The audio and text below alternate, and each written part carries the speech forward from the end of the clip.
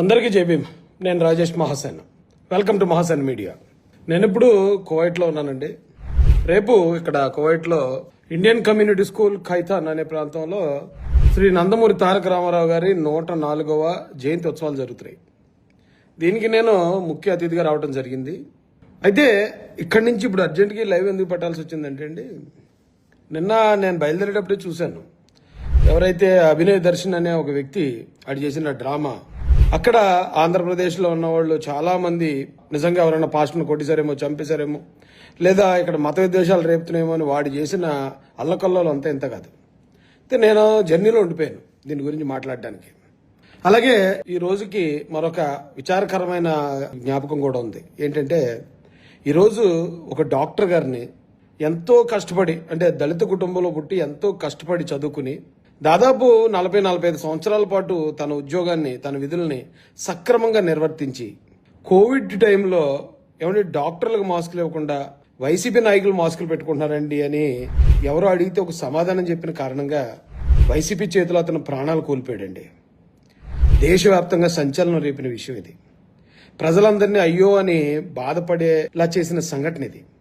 ఒక డాక్టర్ అంటే జనరల్గా వాళ్ళ అపాయింట్మెంట్ కోసం పలానా డాక్టర్ గారి దగ్గరికి వెళ్తే మంచి జరుగుతుందని, డాక్టర్ అంటే దేవుడని ప్రతి ఒక్క ప్రాంతంలో, ప్రతి ఒక్క దేశంలో అనుకుంటారండి. కానీ ఒక్క ఆంధ్రప్రదేశ్లో, అది వైసీపీ హయాంలో, డాక్టర్ను కూడా ఇతను మమ్మల్నే ప్రశ్నిస్తాడా? మేము N95 మాస్కులు మేము పెట్టుకుంటాం, డాక్టర్లకు కూడా పోతే వాళ్ళు పోతారు, కానీ మేము బ్రతుకుండాలి ఎందుకంటే మేము స్వార్థపరులం కాబట్టి అన్నట్టు వాళ్ళు చేసిన ఆ రోజు ఆ ప్రయత్నానికి క్వశ్చన్ చేశాడనే కారణంతో ఆయన్ని నడి రోడ్డు మీద పెడరెక్కలు విరిచి కట్టి షర్ట్ తీసేసి రోడ్డు మీద బగబగా మండుతున్న రోడ్డు మీద ఆయన్ని పడుకోబెట్టి ఆ రోజున పెట్టిన చిత్రహింసలో నాకు ఇప్పటికే నా కళ్ళల్లో మెదులుతూ ఉన్నాయండి. ఆ రోజు నేను ఆ విషయం మీద పోరాటం వల్ల నాకున్న 30 కేసుల్లో నాకు 1-2 కేసులు దానివల్ల కూడా పెట్టారు వైసీపీ వాళ్ళు.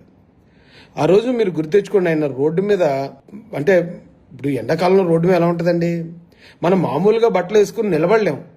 అలాంటిది బట్టలు తీసి ఆయన రోడ్డు మీద పడుకోబెట్టేస్తే ఆయన అన్నాడండి, వైసీపీ వాళ్ళు చంపేస్తారు, జగన్ చంపేస్తాడు అన్నాడు. ఎవరు వైఎస్ఆర్సీపీ కార్యకర్త వాడు ఎమ్మెల్యే నన్ను చంపేస్తాడేమో అంటే ఏదో కొంచెం అలా మాట్లాడుతున్నాడేమో అనుకున్నాం. కొన్ని రోజుల తర్వాత ఆయన చనిపోయిన తర్వాత కానీ తెలియలేదండి. ఈరోజు ఆ విషయాన్ని నారా లోకేష్ గారు కూడా గుర్తుపెట్టుకుని వారు కూడా సంతాపం వ్యక్తం చేస్తూ పోస్ట్ చేయడం జరిగింది. మాకు ఆ బాధలో కూడా ఒక ఆనందం వచ్చిందండి. ఎందుకంటే మొన్న డ్రైవర్ సుబ్రహ్మణ్యం చనిపోయిన రోజు ఆయన కోసం కూడా సాక్షాత్తు నారా లోకేష్ గారు అంటే ఆంధ్రప్రదేశ్ భవిష్యత్తు, తెలుగుదేశం పార్టీ భవిష్యత్తు కదండి ఆయన. అలాంటి వ్యక్తి అరే మా బిడ్డల ప్రాణాల గురించి, అప్పుడెప్పుడు చనిపోయిన ఆ వ్యక్తుల ఆ జ్ఞాపకాలని ఆయన నెమరు వేసుకొని బాధపడుతూ ఆ గురించి ఎంత ఆలోచిస్తున్నాడు అన్నప్పుడు నాకు చాలా బాగా అనిపించిందండి.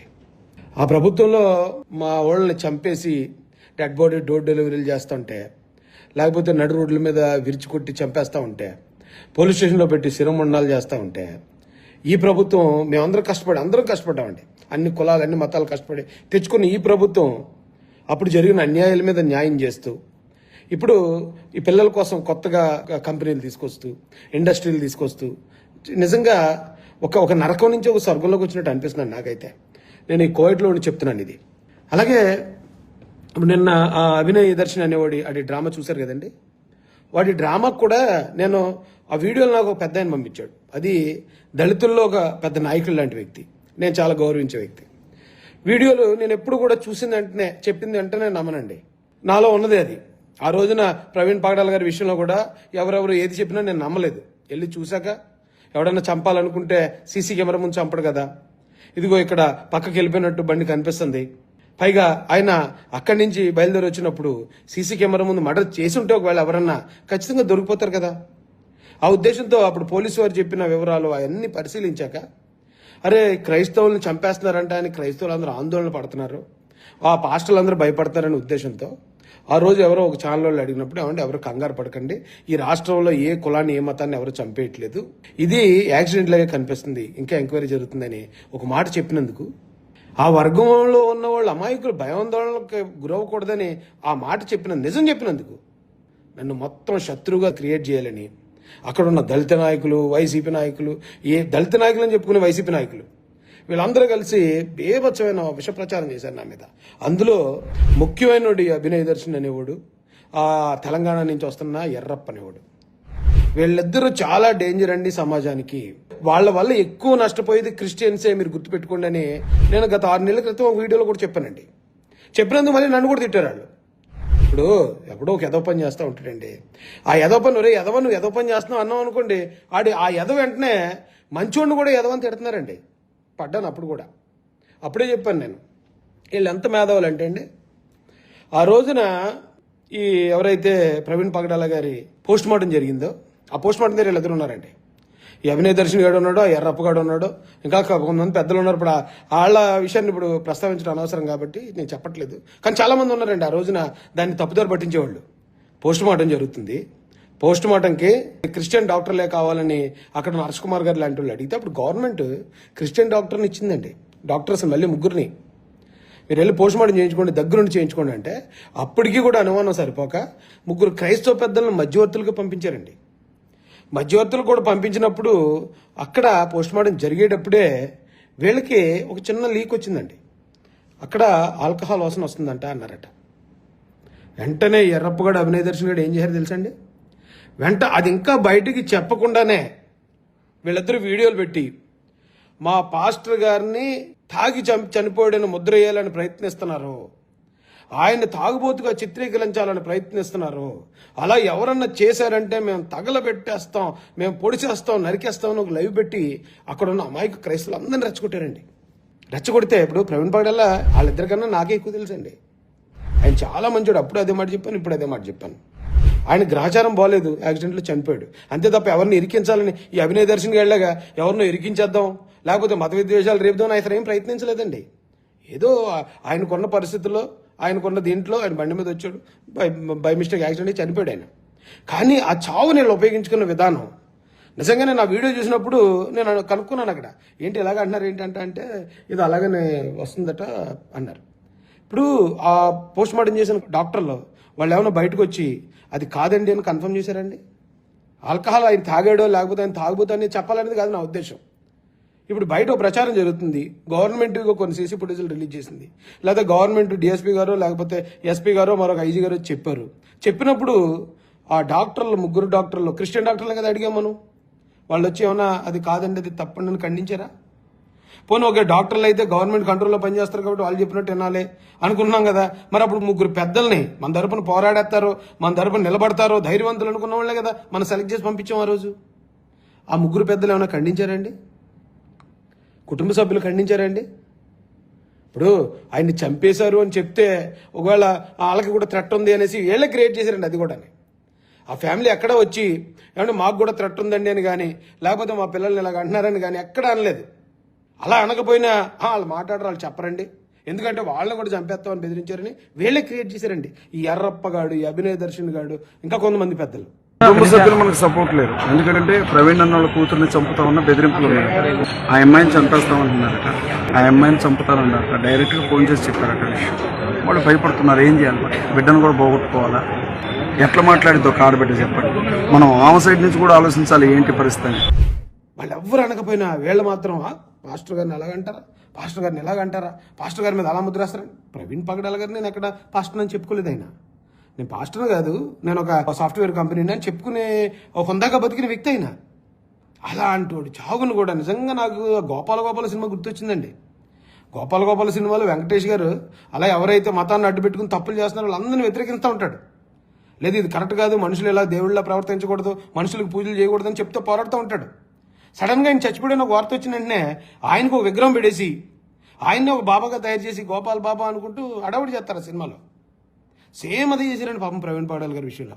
ఆయన ఇలాంటి క్రిస్టియానిటీని అడ్డు పెట్టుకుని ఎవడెవడో తప్పులు చేశాడో, ఒరే మీరు చేస్తున్న తప్పురా అని చెప్పిన వ్యక్తిని ఆయన్ని కూడా వాళ్ళ కోవలో చేర్చేసుకుని అయ్యి బాబు వీళ్ళు చేసిన డ్రామా మామూలు డ్రామా కాదండి. అలా మీరు ఒకసారి చూసారా నిన్న ఆడు హాస్పిటల్ ఏమన్నాడు, అదే అభినయ దర్శన్ అన్నవాడు ఆడు ఏమన్నాడు అనుకుంటున్నారు? నాతో పాటు ఉన్న కుర్రలను అరెస్ట్ చేశారు, వాళ్ళని కొట్టేసి ఇదంతా మేమే చేయించామని చెప్పిస్తారు, చెప్పిస్తారు, ఎందుకంటే గవర్నమెంట్ కదా అంటున్నాడు. ఇది జరుగుతుంది కదా, చివరికి నా మీద వేసే ప్రయత్నం చేస్తారు. నా వాళ్ళని తీసుకెళ్లి మేమే చేసుకున్నామని చెప్తున్నారు. ఇప్పుడు పోలీసులు డబుల్ గేమ్ ఆడుతున్నారు. ఎంతవరకు ఇట్లా అన్యాయం చేస్తారు, ఎంతవరకు ఇలాంటి కుట్రలు చేస్తారు, ఏదైనా సృష్టిస్తారు. ఇప్పుడు అన్ని వాళ్ళ చేతుల్లో, నా చేతుల్లో ఏం లేదు కదా, ఒక సామాన్యుడిని అంతే. మొత్తానికి కుట్ర చేస్తున్నారు, లేని నింద నా మీద వేసే ప్రయత్నం చేస్తున్నారు. చేయనివ్వండి. అమ్మని అమ్మ మీ తెలివితేటలరా. నిజంగా అమాయకులు ఉంటారండి, క్రిస్టియానిటీలో అమాయకులు ఉన్నారండి. వాళ్ళు ఏంటంటే దేవుడు ఏం చెప్తే అది, పాస్టర్ గారు ఏం చెప్తే, ఈయన పాస్టర్ అన్నారనుకోండి, అతను పాస్టర్ కాదని కూడా చూడరు.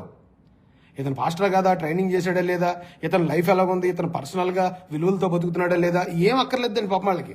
పాస్టర్ గారు అంటే వెంటనే అంతే దండం పెడతారు. అడేమన్నాడండి, మా వాళ్ళతో అలా చెప్పిన అవసరమైతే నన్ను కూడా అరెస్ట్ చేసి నన్ను కూడా కొట్టించి ఎస్ ఇదంతా నేనే చేయించుకున్నాను నాతో కూడా చెప్పిస్తారని అన్నాడు. సో నేను ఒకటే చెప్తున్నా, ఇప్పుడు నాతో ఉన్న వాళ్ళు నేనే చేయించానని చెప్పినా లేదా మేమే చేశామని చెప్పినా 4 దెబ్బలు, లాఠీ దెబ్బలు నన్ను పోలీస్ స్టేషన్ తీసుకెళ్ళి పుట్టినా నేను కూడా నేనే చేశానని ఒప్పుకుంటా. ఎందుకంటే పోలీస్ దెబ్బలు అంటే ప్రపంచంలో ఎవరికైనా భయమే. కాబట్టి నన్ను తీసుకెళ్లి కొట్టినా నేనే చేశానని ఒప్పుకోగలుగుతా. భయపడి నీ అమ్మ ఈ తెలివితేటలు నిజంగా చదువుకోవడానికి లేకపోతే ఏదైనా బాగుపడడానికి ఉపయోగించి ఎంతో బాగుపడుతున్నాడు బాబుళ్ళు. అంత ఎదవన్నారు ఎదవలాళ్ళు. నేను మీకు ఒక విషయం చెప్తానండి.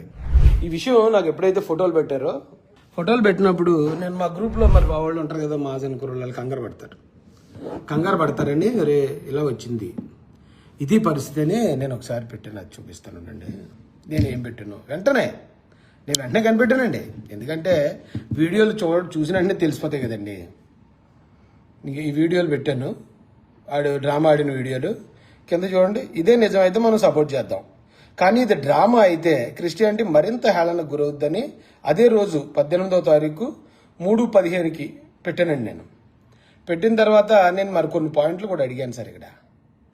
ఎందుకంటే ఇదే నేను పబ్లిక్గా కూడా అడుగుతున్నాను. అడిగిన వెంటనే ఏం చేస్తారంటే వీళ్ళు కూటమి ప్రభుత్వంలో ఉన్నాడు కాబట్టి క్రిస్టియన్స్కి వ్యతిరేకంగా మాట్లాడుతున్నాడు అని మొదలెడతారు. నా మీద పార్టీ ముద్ర వేసేస్తారండి. ఇక్కడ చూడండి, వీడియోలన్నీ కట్లు ఉన్నాయి. అసలు రోడ్డు పై నుండి కారు తొప్పల వైపుకి ఎందుకు వెళ్ళింది, వీడియో తీస్తున్నారని తెలిసిన వాళ్ళు ఇతని ఫోన్కి ఎందుకు లాక్కోలేదు. ఇప్పుడు చంపడానికి వచ్చారండి వాళ్ళు చంపడానికి వచ్చిన వాళ్ళు వాళ్ళ మొఖాలు తెలియకుండా మాస్కులు వేసుకుని అలాగే అవి పెట్టుకుని వచ్చారు, గ్లౌజులు వేసుకుని. అన్ని జాగ్రత్తలు తీసుకున్న వాళ్ళు ఎవరో వీడియో తీస్తుంటూ వదిలేస్తారా? అది కావాలని దించుకున్నట్టే కదండి ఉంది. నేను అది చెప్పాను. ఇక్కడ కారులో నుండి తను దింపి దూరంగా తీసుకెళ్లి పడుకోబెట్టి ఏదో చేస్తున్నారు.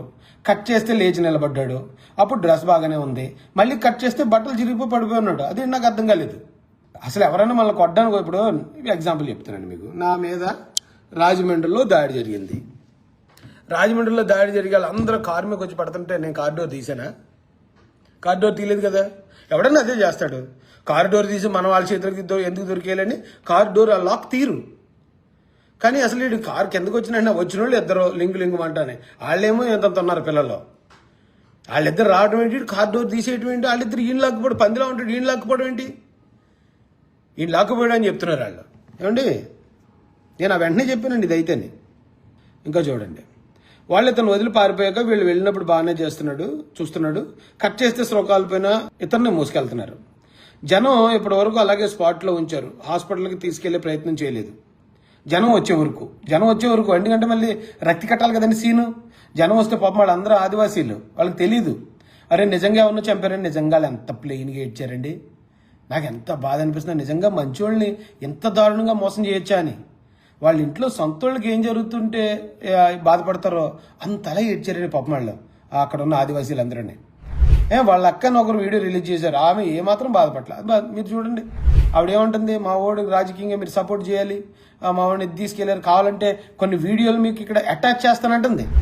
నేనండి మీ అభినయ దర్శన్ వాళ్ళ సిస్టర్ని మాట్లాడుతున్నాను. మరి రీసెంట్గా మాకు ఇప్పుడే తెలిసిన వార్త ఏంటంటే మా అన్నయ్యకి ఎక్కడ దాడి జరిగింది అని చెప్పి వార్త తెలిసింది. ఆ విజువల్స్ అన్ని కూడా మీకు క్లిప్పింగ్లో యాడ్ చేస్తాను చూడండి. సో ఇదంతా ప్రజల క్షేమం కోసం పోరాడడంలో ఇంత గాయాలకు పాల్పడ్డాడు.